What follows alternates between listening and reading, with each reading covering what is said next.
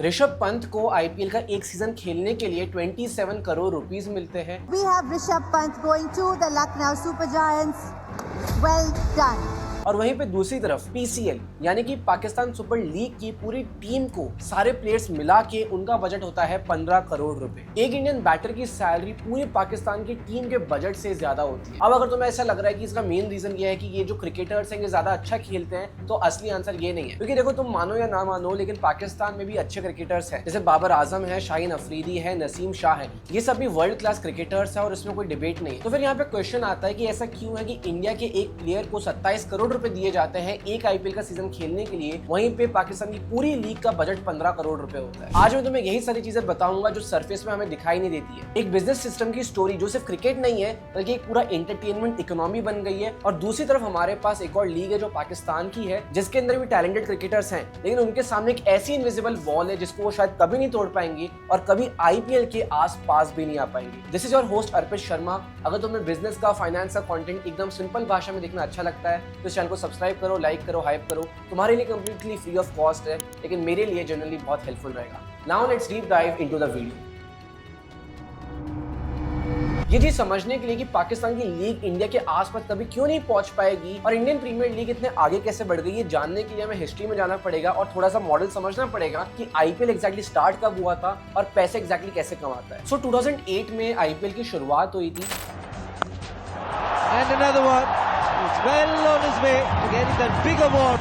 We saw everything from him. And पहले साल के जो ब्रॉडकास्टिंग राइट्स थे करोड़ में बिके थे और आज के टाइम में वही सेम ब्रॉडकास्टिंग राइट 2023 में 9,600 करोड़ पर ईयर पे बिके। 15 साल में जो रेट है वो 19x ऑलरेडी हो चुकी है। 2023 से 2027 के टाइम में एक मीडिया डील हुई थी जहां पे 48,390 करोड़ दिए गए थे सिर्फ आईपीएल के ब्रॉडकास्टिंग राइट्स के लिए। 2023 में डिज्नी स्टार ने डिजिटल राइट्स लिए, वियाकॉम ने टीवी राइट्स लिए। इंडिया में दो कंपनीज एक क्रिकेट लीग के राइट्स के लिए वॉर कर रही थी और इसी वजह से जो प्राइस है वो लगातार बढ़ता गया। अब मैं तुम्हें एक एस्टिमेट देना चाहता हूँ आईपीएल के एक सीजन की एक बॉल की क्या प्राइस होती है। देखो, हर आईपीएल सीजन में लगभग 74 मैचेस होते हैं और हर मैच में 120 बॉल्स होती है, मतलब टोटल में 8,880 बॉल्स और हर एक बॉल की कीमत होती है लगभग 50 लाख रुपीस। और ये सारा जो पैसा आता है वो अकेले सिर्फ ब्रॉडकास्टिंग डील से आता है। और ये जो ब्रॉडकास्टिंग राइट्स है ये तो सिर्फ पहली चीज है।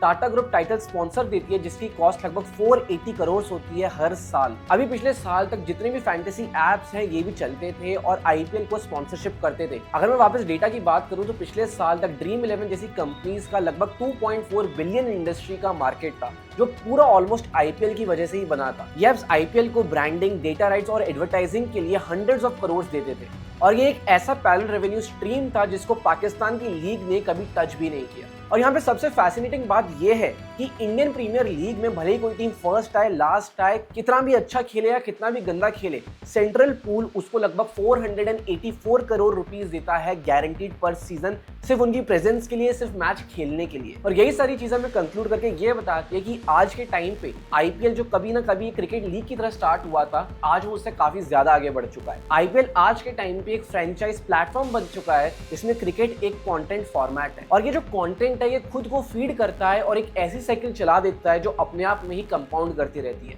सबसे पहले अच्छी व्यूअरशिप के कारण ये मीडिया राइट्स अच्छी प्राइस से बिकते हैं और मीडिया राइट्स की वजह से स्पॉन्सर्स अट्रैक्ट होते हैं। स्पॉन्सर्स की वजह से जो प्लेयर्स की सैलरीज है वो बढ़ जाती है और जब प्लेयर्स की सैलरी बढ़ जाती है तो इंटरनेशनल अटेंशन भी अट्रैक्ट करता है और इंटरनेशनल अटेंशन वापस जो भी मीडिया राइट्स होते हैं उनकी प्राइसेस बढ़ा देता है। एक ऐसी साइकिल है जो अपने आप काम करती रहती है और जो आईपीएल का वैल्यूएशन है वो लगातार अपने आप ही बढ़ता जाता है। अगेन ये एक ऐसी चीज है, एक ऐसा सिस्टम है, एक ऐसा इकोसिस्टम है जिसको पाकिस्तान की लीग कभी अडॉप्ट ही नहीं कर पाई। और ये जो पूरा इकोसिस्टम है ये कोई 3-4 साल में नहीं बना है, बल्कि पिछले 17 साल से चल रहा है और लगातार कंपाउंड कर रहा है। अब मैं तुम्हें एक ऐसी चीज बताता हूँ जिसके बारे में ऑलमोस्ट कोई बात नहीं करता और हो सकता है तुम में से काफी सारे लोग जानते भी नहीं हो और कहीं ना कहीं यही आईपीएल को एक अलग लेवल का बिजनेस लाके देता है और आईपीएल की मीडिया राइट्स को बहुत ज्यादा प्रीमियम और अच्छी क्वालिटी का बना देता है। देखो 2023 में जियो सिनेमा ने आईपीएल की streaming completely free of cost कर दी थी जिसकी वजह से लोग काफी खुश हो गए क्योंकि उनको फ्री क्रिकेट देखने को मिलेगा। लेकिन एक बार खुद सोच के देखो, जिस आईपीएल के मीडिया राइट्स के लिए कंपनी 10,000 करोड़ रुपए दे रही है हर एक साल की, वो राइट्स को यूज करके कोई भी क्रिकेट को एकदम फ्री ऑफ कॉस्ट क्यों दिखाएगा। लेकिन तब भी रिलायंस ने ये चीज करी और वो लोग भी वहां पे पैसा खोने नहीं आए थे,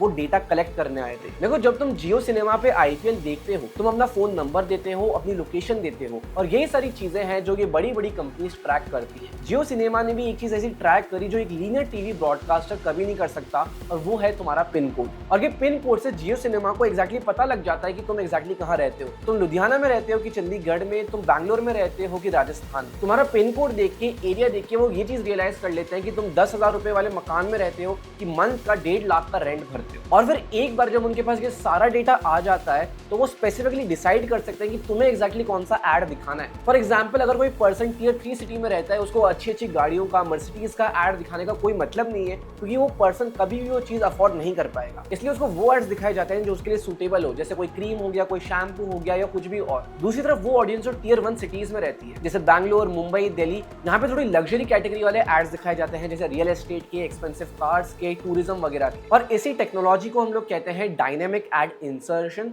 और आईपीएल इसको इतने बड़े स्केल पे करता है और इतना बड़ा और इतना ज्यादा यूज करता है जितना इंडिया में कोई भी और नहीं करता होगा। ट्रेडिशनल टीवी पे जब रोहित शर्मा कोई 6 मारता था तो सारा भारत, सब लोग सिर्फ एक ही पर्टिकुलर एड देखते थे। लेकिन आज के टाइम पे जियो सिनेमा की वजह से, इतना अच्छा डेटा कलेक्शन की वजह से हर पर्सन को अलग एड दिखाया जाता है, जिसकी वजह से जो total return on ad spend होता है, जो रोएस होता है, वो काफी ज्यादा बढ़ जाता है। तुम्हारा पिन कोड क्या है, तुम कौन सी लैंग्वेज में आईपीएल देख रहे हो, वॉच हिस्ट्री क्या है, परचेज बिहेवियर क्या है, हर एक चीज ट्रैक करी जाती है, जिसकी मदद से तुम्हें एक प्रोडक्ट बेच सके जो तुम्हारे लिए आइडियल हो। देखो, एड राइट्स की जो भी कॉस्टिंग करी जाती है वो हमेशा CPM के बेसिस पे होती है, मतलब कॉस्ट पर 1000 इंप्रेशन। और आईपीएल के लिए काफी प्रीमियम रेट पे बिकता है, क्योंकि जो एडवर्टाइजर्स है वो जानते हैं कि ये कोई रैंडम पर्सन नहीं देख रहा है, वो एड की ऑडियंस अपने हिसाब से चूज कर सकते हैं। अब ये सब तो हो गई आईपीएल की बात। अब हम फाइनली बात करते हैं पाकिस्तान की लीग की बात, मतलब PSL की बात। देखो, तुम में से शायद कुछ लोगों को लग रहा होगा कि यार PSL तो ग्रो ही नहीं हो रही है, तो आंसर है नहीं यार। देखो, PSL भी ग्रो हो रही है, लेकिन डेफिनेटली आईपीएल जितना नहीं। अगर मैं तुम्हें नंबर्स बताऊं वापस, तो जो इंटरनेशनल ब्रॉडकास्टिंग राइट्स है वो 149% से बढ़े हैं लास्ट साइकिल में। 2026 में ऑलरेडी 8 टीम्स हो गई है। सऊदी अरेबिया और यूएई के जो भी इन्वेस्टर्स हैं वो भी इंटरेस्ट दिखा रहे हैं पाकिस्तान की लीग में, और कहीं ना कहीं ये सारी चीजें प्रूव करती है कि पाकिस्तान की लीग भी ग्रो हो रही है। लेकिन यहाँ पे एक बहुत बड़ी वॉल है जो पाकिस्तान की लीग के सामने खड़ी हुई है। देखो, PSL का जो इंटरनेशनल ब्रॉडकास्टिंग डील है वो एक्सप्लिसिटली इंडिया को बाहर रखता है, मतलब जो भी ब्रॉडकास्टिंग राइट्स हैं वो इंडिया में नहीं बिकेंगे।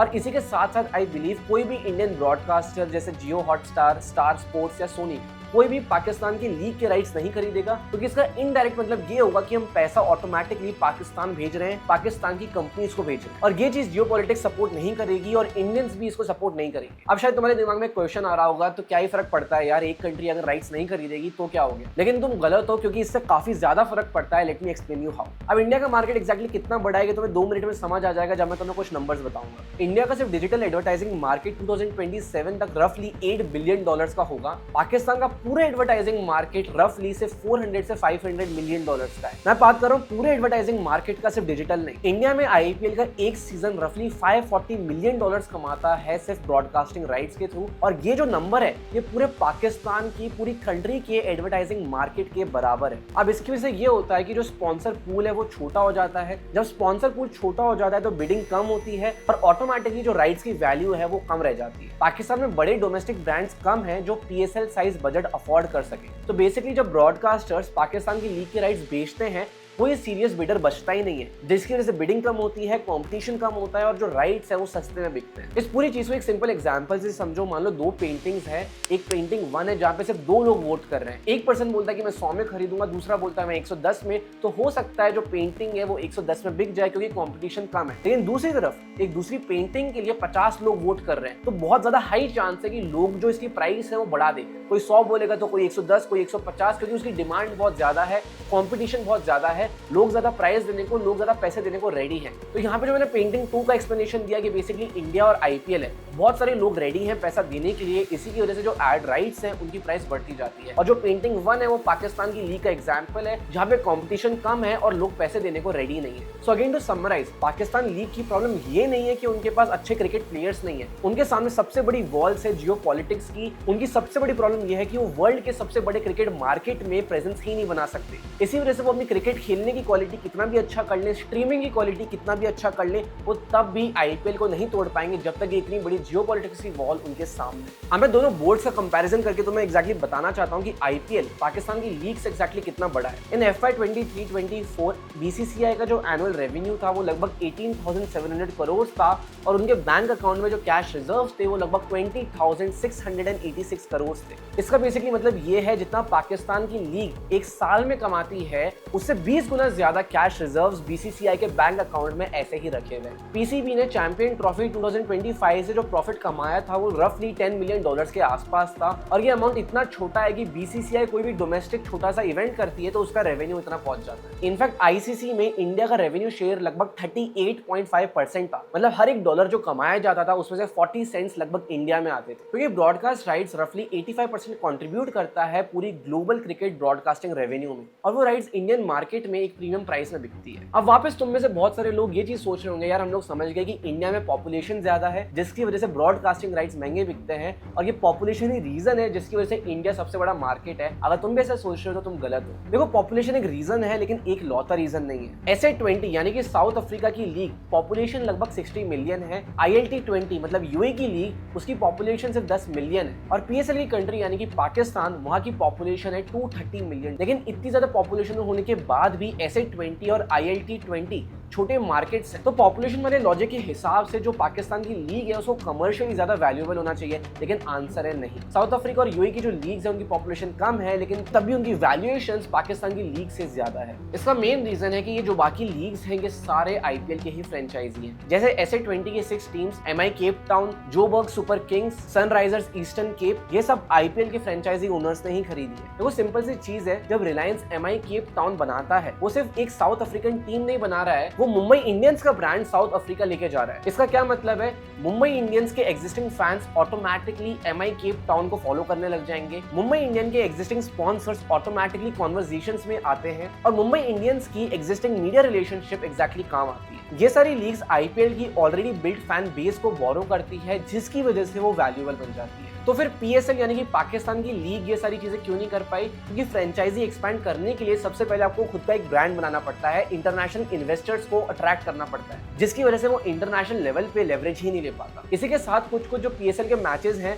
वो पाकिस्तान में होस्ट होने की जगह बाहर दूसरी कंट्रीज जैसे यूएई में, दुबई में होस्ट हुए थे सिक्योरिटी रीजंस की वजह से। लोगों को, प्लेयर्स को ऐसा लगता था कि पाकिस्तान सेफ ही नहीं है। तो अगेन ये चीज कंट्री पे और उनकी लीग के ऊपर एक बहुत बड़ा क्वेश्चन खड़ा कर देती है। लेकिन आईपीएल के साथ कभी ऐसा नहीं हुआ, कभी भी फॉरेन इंटरनेशनल प्लेयर्स ने आईपीएल की सिक्योरिटी पे कभी डाउट नहीं किया। मैं फाइनली 8 रीजन बताऊंगा जिसकी वजह से आईपीएल आज इतना इंपॉर्टेंट और इतना बड़ा बना है और सरप्राइजिंगली उसका आंसर क्रिकेट अकेला नहीं है। लेयर 1 बॉलीवुड। शाहरुख खान KKR को ओन करता है, प्रीति जिंटा पंजाब किंग्स की हैं। इंडिया में दोनों बिगेस्ट एंटरटेनमेंट इंडस्ट्रीज फिल्म और क्रिकेट साथ में काम करते हैं। एक पर्सन जो बॉलीवुड का फैन है वो ऑटोमेटिकली पोटेंशियल रखता है कि वो इवेंचुअली आईपीएल का भी फैन बन जाए। और इसी के साथ जो क्रिकेट मैचेस होते हैं उनकी जो ओपनिंग सेरेमनीज होती हैं वो एक कॉन्सर्ट से कम नहीं होती। पहले के सेरेमनीज होती है और उसके बाद ही क्रिकेट स्टार्ट होता है। Layer 2 tribal rivalries. MI versus CSK सिर्फ मुंबई वर्सेस चेन्नई नहीं है, वो रोहित वर्सेस धोनी है। जब तुम्हारी टीम हार जाती है और तुम्हारा दिल टूट जाता है वो फीलिंग कोई ब्रॉडकास्ट खरीद नहीं सकता